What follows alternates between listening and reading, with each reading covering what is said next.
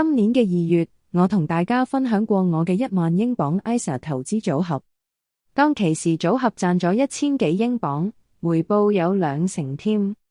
咁過咗4個月，依家又發展成點呢？今日想同大家更新一下組合嘅最新情況啊！喺呢4個月嚟，市場真係幾波動㗎。受到美國總統特朗普打關稅戰嘅影響，美國、英國甚至世界各地嘅股市都出現過震盪。但係由於我真係太忙，唔得閒去打理，加上對投資嘅股票質素有一定嘅信心，所以波動期間我都冇大動作啊。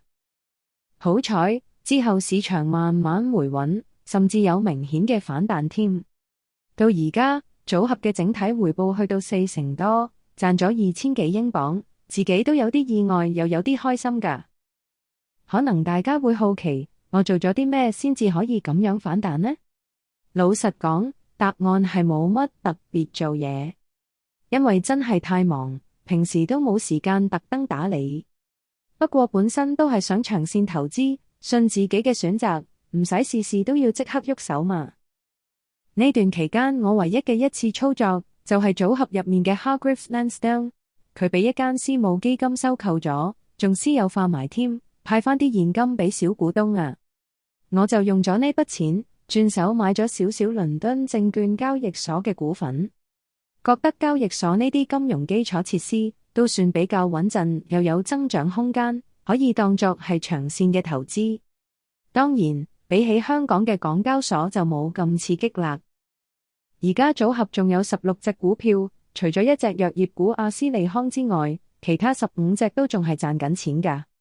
雖然期間冇特別操作，但見到組合喺大上落市況下仲可以企得住，都幾欣慰啊。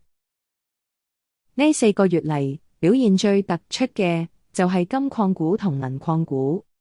可能因為市場震盪，大家想揾個避風港，金礦銀礦就變咗好搶手啊。另外組合入面嘅幾隻高息股喺跌市嘅時候跌得比較少啊，對我個組合都有啲幫助，算係有啲抗跌能力啦。另一方面，全球嘅政治形勢有變，英國都要增加國防開支，所以組合內嘅國防股都有唔錯嘅表現。其實我一直都想打造一個進可攻、退可守嘅組合，呢段時間都算係一次考驗啦。講到最開心嘅一環，反而係股息收入啊！呢幾個月嚟，組合裏面啲公司一間一間咁分別派息，密密咁有錢收，真係幾窩心㗎。喺呢幾個月裏面，總共收到超過100英鎊，雖然唔係話特別多，但慢慢累積落嚟都真係幾有意思㗎。呢啲細水長流嘅收入，長遠用埋收到嘅股息再投資，真係一個幾穩健嘅增值方法啊！今年英國股市嘅整體表現都唔錯，年初以嚟升咗8%，好過美股嘅成績。美國股市至今都只係錄得溫和嘅升幅。美元近期偏軟，加埋關稅戰為投資帶嚟咗唔明朗嘅因素，令到資金由美國流走到歐洲，以及一啲新興嘅市場。總括嚟講，呢4個月我真係冇乜特別買賣，但成績都算唔錯。有啲時候，投資唔一定要不停咁操作，保持耐性，靜觀其變，反而係最適合自己嘅做法啊！希望我嘅分享可以俾到你一啲啟發啦。由於近期英國股市走勢都幾好，我自己都想喺新嘅財政年度投放多一啲新資金入嚟呢個 ISA 免稅嘅投資戶口，又或者試下開多個專門投資美股嘅 ISA 組合。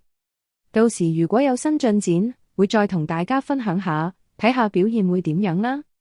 遲下我亦都會詳細介紹我所投資嘅股票，以及我揀選呢啲股票背後嘅原因同埋睇法。如果你都對英國股票或者其他投資話題有興趣，記得訂閱同留言，分享下你嘅想法。值得一提，我嘅分享唔係任何投資嘅建議，投資都係要因應自己嘅情況量力而為啊。